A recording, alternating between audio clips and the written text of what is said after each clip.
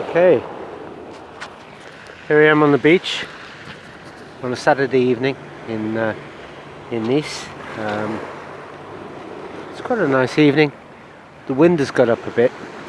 It's been a beautiful day. It's really clear.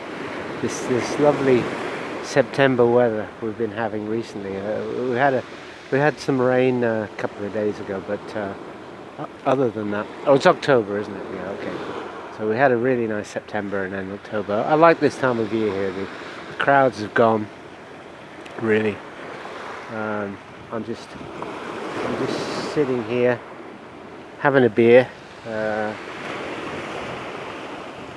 There is my little camping chair. It's a little bit the worse for wear these days, but you're going to have to get a new one at some point. But yeah, just down at the beach here on the bike. As I say, it's a Saturday evening. I'm having a beer. Well, I'm having two beers actually. I just opened the second one. Over there in the distance is Cafera and the lighthouse. The light looks like it's already on, which is quite early because it's still really broad daylight. A lot of people fish here. You've got these rock, what we would say in England, we would call them groins. They're basically the rock meant to stop the transportation of the stones, because the wind is generally from the southwest here, so the stones will gradually be transported down the beach.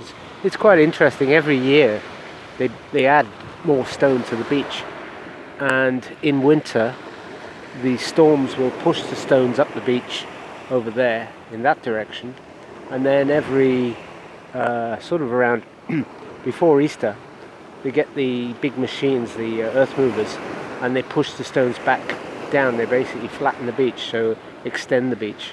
I think without doing that the beach would be quite narrow. It's wider further down there. The beach is a little bit narrower here. There's a jet just coming in. The airport's just down there.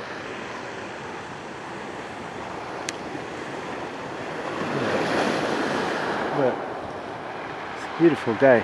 Well, it has been a beautiful day. I recently learned that a friend of mine, a guy I'd known for years, had just died, and I didn't even know for months. He died last year. A guy I used to know from Speaker's Corner in London. I used to be a regular at Speaker's Corner, and I sort of developed a friendship with him. Even he'd been big on the alternative comedy scene back in the 80s. Basically, he and Alexei Sayle, they started at the comedy, was it the Comedy Club, I think, and they started doing the alternative comedy. So they dropped the jokes about mother-in-laws, and it was more about, contemporary issues and that sort of thing. His name was Tony Allen, and I knew him for quite a few years at Speaker's Corner. I used to turn up regularly every Sunday, and he'd turn up, and he had his he had a little step ladder, and attached to the step ladder was a sign, and it said, it introduced him as anarchist, parasite, and advocate heckler. He would heckle other speakers on your behalf, which is quite an interesting concept, as he believed the art of heckling was fast being lost, and it's an amazing place, Speaker's Corner, and I miss the place. It's one of the things I miss. I haven't been there since.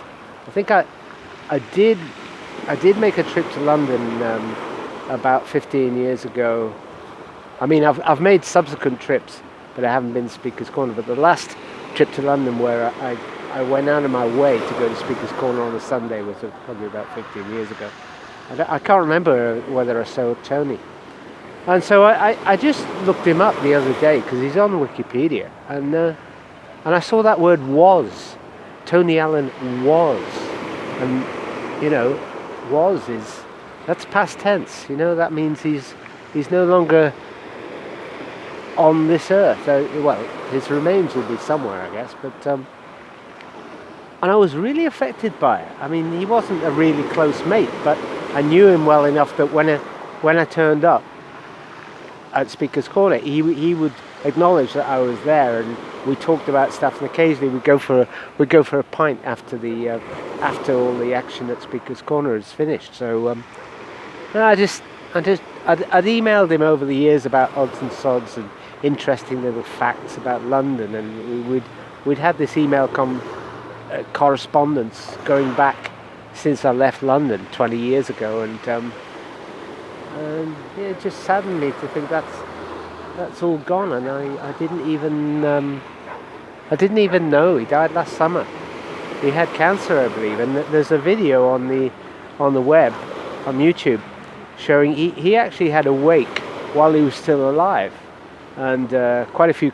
It looked like it was in a pub somewhere. He was big in the squatting movement in the 70s around Ladbroke Grove, and he always claimed, he told me that they squatted all those beautiful Georgian buildings that the local council wanted to demolish and put up high-rises, and he claims that the squatters saved that part of London, and he continued to live there for the rest of his life. And the squats later, they did a deal with the council, so I guess it was Kensington and Chelsea, maybe the council there. I'm not certain, but they did a deal, and it became a housing association. So he lived there, basically not exactly rent free, but in what is now a very, very expensive part of London, around Notting Hill.